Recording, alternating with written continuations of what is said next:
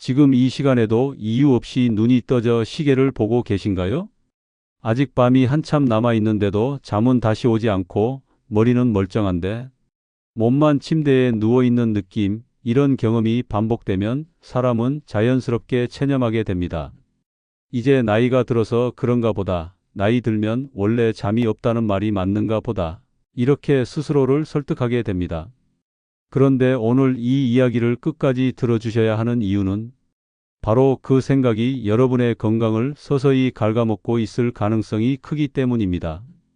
새벽에 반복해서 깨어나는 현상은 단순한 노화의 결과가 아니라 뇌가 보내는 명확한 신호일 수 있습니다.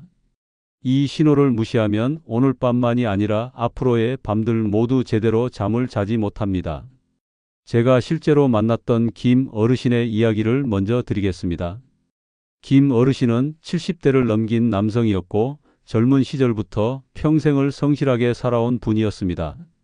일하는 동안에는 불규칙한 생활을 견뎌냈지만 은퇴하면 모든 것이 나아질 거라 믿었습니다.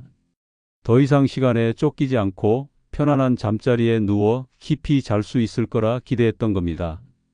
하지만 막상 그 시간이 오자 상황은 완전히 달라졌습니다. 잠자리에 드는 시간은 규칙적인데도 항상 비슷한 새벽 시간에 눈이 떠졌고 다시 잠들기까지는 한참을 뒤척여야 했습니다.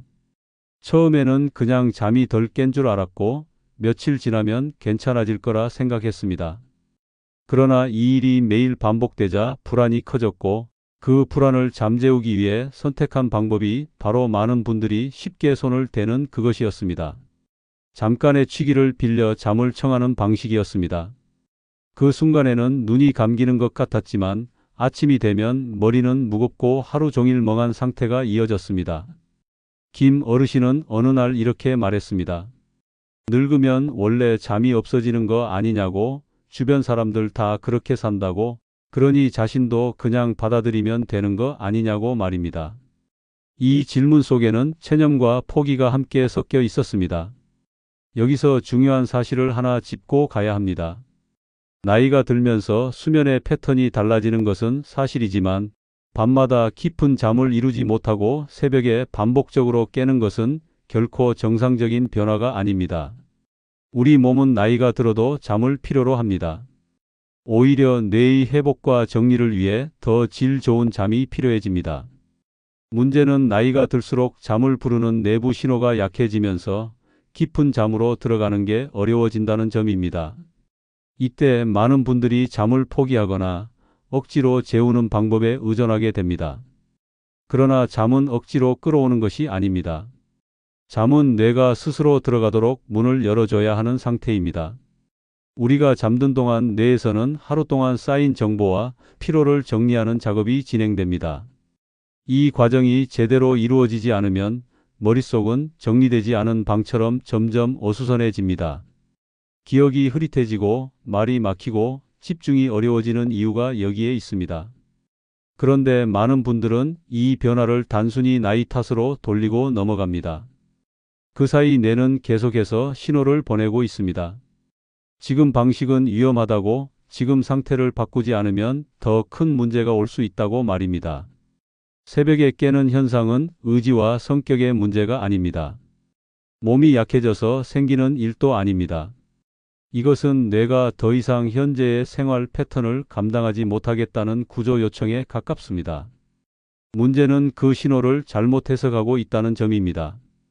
많은 분들이 밤중에 깨는 이유를 소변, 습관 혹은 단순한 불면으로만 생각합니다. 하지만 실제로는 그보다 더 깊은 원인이 숨어 있는 경우가 많습니다. 이 이야기를 지금 듣고 계신 여러분께 꼭 드리고 싶은 말씀은 이것입니다. 잠을 포기하지 마십시오. 잠을 두려워하지도 마십시오. 지금 겪고 계신 문제는 해결할 수 없는 숙명이 아닙니다. 다만 방향을 잘못 잡고 있었을 뿐입니다. 밤잠을 무너뜨리는 진짜 이유는 생각보다 눈에 잘 띄지 않는 곳에 숨어 있습니다. 늘 당연하다고 믿어왔기 때문에 한 번도 의심해 보지 않았던 부분들입니다. 지금부터 그 이야기들을 하나씩 짚어보겠습니다. 많은 분들이 밤중에 눈을 뜨는 이유를 아주 확실하게 알고 있다고 생각합니다. 화장실 때문이라고 말입니다. 새벽에 눈을 뜨면 자연스럽게 방광부터 떠올립니다. 전립선이 약해졌나? 나이가 드니 어쩔 수 없나? 그래서 저녁만 되면 물을 줄이고 컵을 멀리 두게 됩니다. 그런데 이상하게도 물을 덜 마신 날에도 같은 시간에 눈이 떠집니다. 입은 바짝 마르고 몸은 더 불편해지는데 잠은 여전히 돌아오지 않습니다. 여기서 중요한 질문이 하나 있습니다. 정말로 소변이 차서 잠에서 깬 걸까요? 아니면 깨어난 뒤에야 소변이 마렵다고 느낀 걸까요? 이 둘은 전혀 다른 이야기입니다. 실제로 많은 경우 잠을 깨운 것은 방광이 아니라 몸의 각성 반응입니다. 잠든 사이 호흡이 잠시 불안정해지면 몸은 즉시 반응합니다. 산소가 조금만 부족해져도 뇌는 위험을 감지하고 주인을 깨웁니다. 다만 이 각성은 너무 짧아서 숨이 막혔다는 기억은 남지 않습니다. 대신 깨어난 직후 가장 먼저 인식되는 감각, 바로 소변 신호만 또렷하게 남습니다. 그래서 사람들은 원인을 거꾸로 해석하게 됩니다. 화장실 때문에 깼다고 믿지만 사실은 깬 다음에 화장실 신호가 따라온 경우가 많습니다. 만약 아침에 일어났을 때 입안이 바짝 말라 있거나 자는 동안 숨소리가 거칠다는 말을 들은 적이 있다면 이 가능성을 그냥 넘기지 않으셔야 합니다. 그런데 이런 상황을 모르고 저녁에 물을 극단적으로 줄이면 오히려 문제가 커집니다. 몸속 수분이 부족해지면 혈액은 끈적해지고 뇌로 가는 흐름은 둔해집니다. 잠을 위해 물을 끊었는데 결과적으로는 뇌를 더 각성시키는 선택이 되는 셈입니다. 또 하나 많은 분들이 전혀 의심하지 않는 범인이 있습니다. 매일 규칙적으로 챙겨 드시는 약입니다.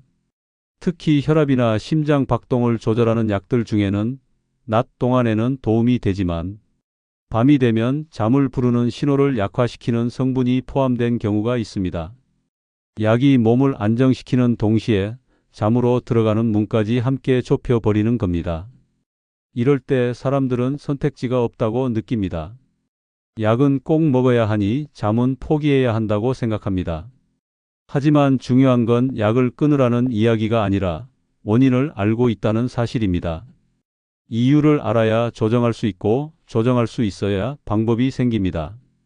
아무것도 모른 채 밤마다 고통을 반복하는 것과는 전혀 다른 이야기입니다. 그리고 마지막으로 가장 조심해야 할 부분이 있습니다. 잠이 안 온다는 이유로 쉽게 손을 대게 되는 수면제입니다. 수면제는 잠을 자연스럽게 불러오는 역할을 하지 않습니다. 뇌를 쉬게 하는 대신 뇌의 활동을 강제로 눌러버리는 방식에 가깝습니다. 겉으로 보기에는 깊이 잠든 것처럼 보이지만 실제로는 회복에 필요한 단계로 제대로 들어가지 못합니다. 그래서 아침에 눈을 떠도 개운함 대신 무거움이 남고 하루 종일 머리가 맑지 않은 상태가 이어집니다. 더 위험한 점은 밤중에 몸의 균형을 잃기 쉽다는 사실입니다. 잠결에 일어나다가 넘어지는 사고는 생각보다 흔하고 그 결과는 노년기에 매우 치명적일 수 있습니다. 이렇게 보면 밤잠을 무너뜨리는 요인은 하나가 아닙니다. 수면 문제, 약물의 영향, 잘못된 대응이 겹치면서 뇌가 깊이 내려가지 못하도록 막고 있습니다. 결국 핵심은 이것입니다. 잠을 자고 있느냐가 아니라 뇌가 제대로 쉬고 있느냐입니다. 눈을 감고 있는 시간은 충분한데 뇌가 완전히 쉬는 시간은 사라진 상태입니다. 이 상태가 계속되면 아무리 오래 누워 있어도 회복은 일어나지 않습니다. 자, 이제 많은 분들이 이렇게 느끼십니다. 도대체 잠이라는 게 뭐길래 이토록 사람을 좌우하는 걸까 하는 생각 말입니다. 그냥 잠을 조금 덜 잔 정도로 넘기기에는 다음 날 몸과 머리가 너무 분명하게 달라집니다. 피곤함만의 문제가 아니라는 느낌이 점점 강해집니다. 그렇다면 정말로 우리가 잠을 자는 동안에는 아무 일도 일어나지 않는 걸까요? 눈을 감고 있는 그 시간 동안 뇌는 가만히 쉬고 있기만 한 걸까요? 아니면 우리가 모르는 사이 그 안에서는 전혀 다른 일이 벌어지고 있는 걸까요?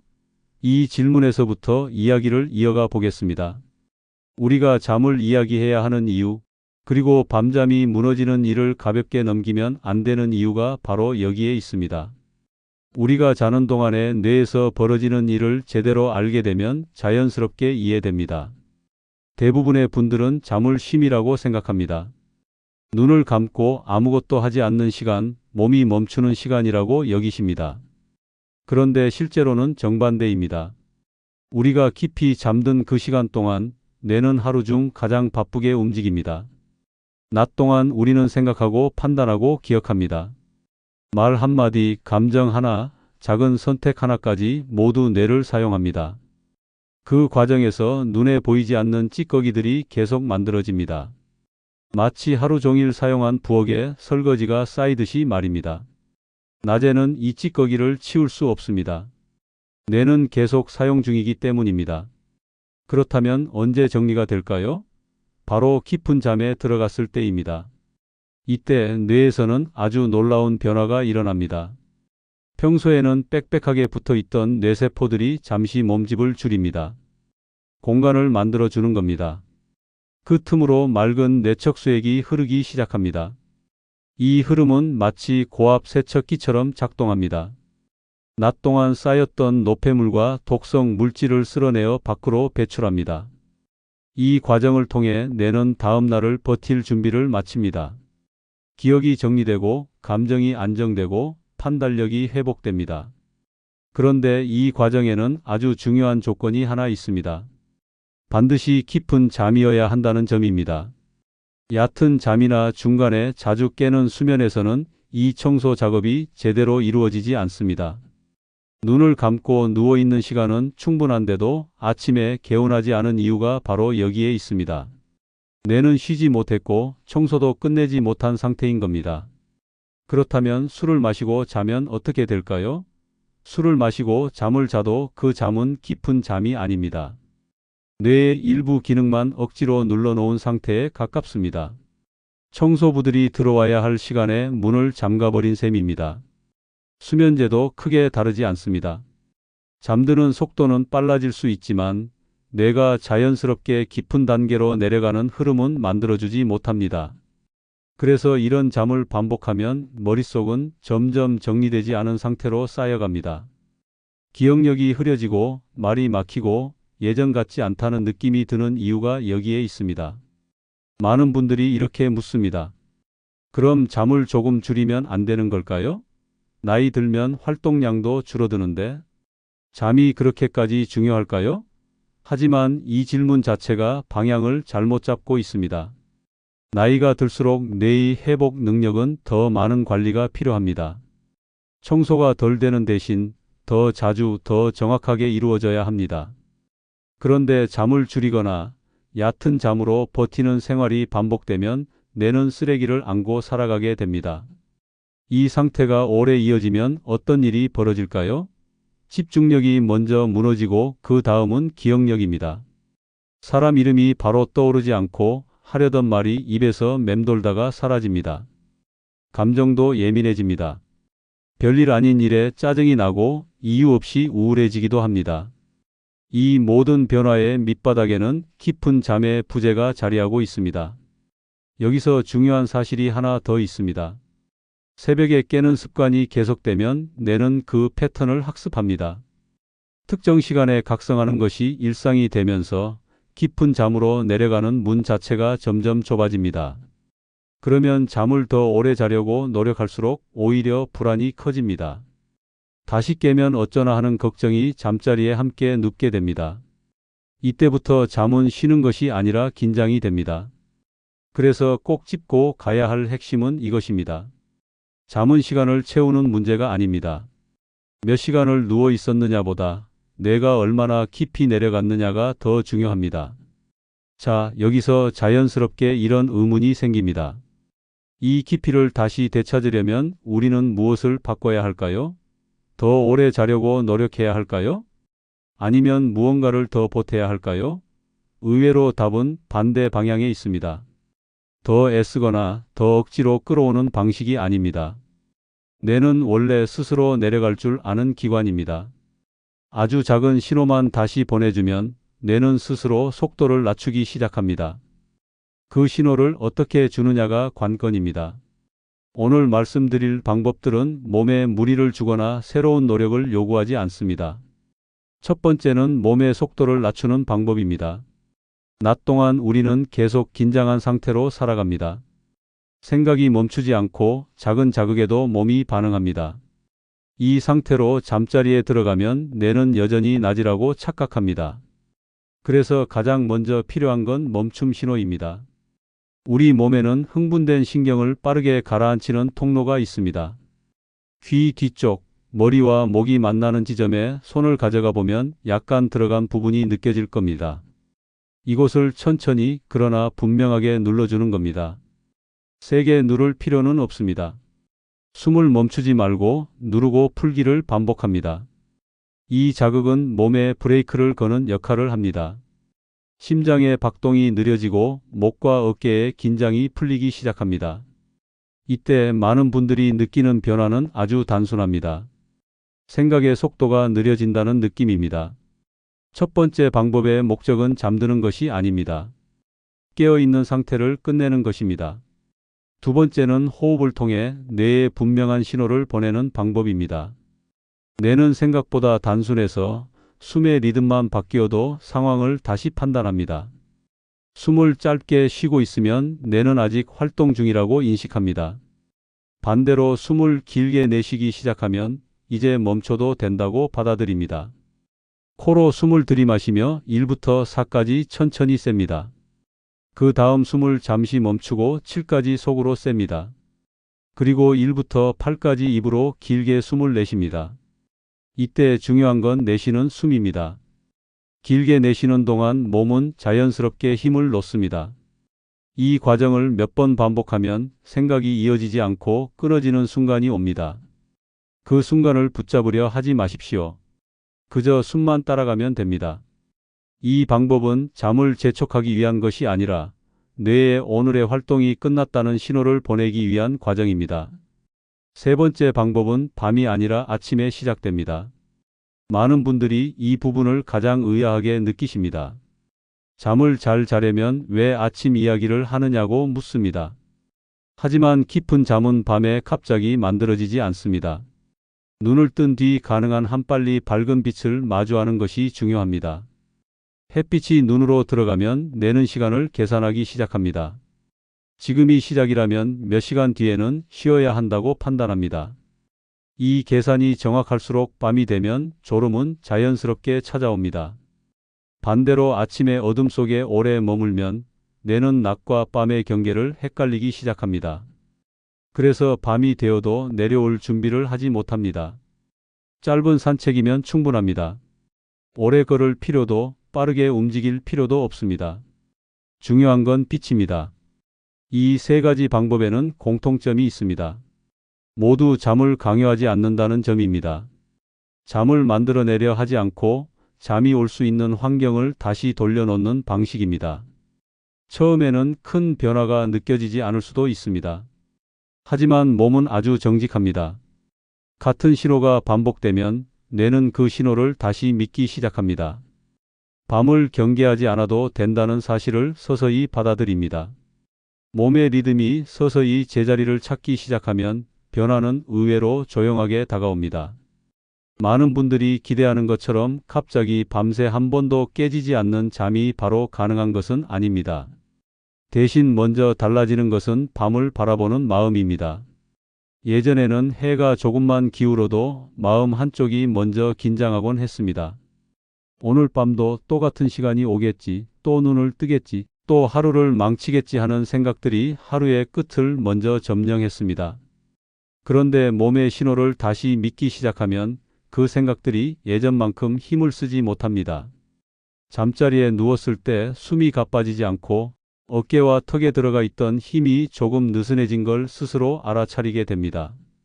이 변화는 아주 작아서 처음에는 그냥 기분 탓이라고 넘기기 쉽습니다. 하지만 이 지점이 바로 회복이 시작되는 자리입니다. 김 어르신도 처음부터 큰 기대를 품지는 않았습니다. 그냥 알려준 대로 하루하루 해보자는 마음이었습니다. 잘 되는 날도 있었고 여전히 잠이 더뎠던 날도 있었습니다. 그런데 며칠이 지나고 나서 문득 달라진 장면 하나를 발견했습니다. 새벽에 눈을 떴을 때 예전처럼 시계를 확인하며 한숨부터 나오지 않았다는 점입니다. 아직 어둠이 남아있다는 사실을 알아도 마음이 급해지지 않았다고 말했습니다. 다시 내려갈 수 있다는 경험을 이미 몇 번 해본 뒤였기 때문입니다. 그때 비로소 깨달았다고 합니다. 자신을 가장 괴롭혔던 건 깨어나는 순간이 아니라 깨어났다는 사실을 어떻게 받아들이느냐였다는 점을 말입니다. 불안이 줄어들자 몸은 더 빠르게 반응하기 시작했습니다. 다시 잠으로 들어가는데 걸리는 시간이 조금씩 짧아졌고 깊이 내려가는 순간도 점점 늘어났습니다. 아침 역시 달라졌습니다. 눈을 뜨자마자 몸이 바닥으로 꺼지는 느낌이 덜해졌고 머리가 맑아지는 시간이 늘어났습니다.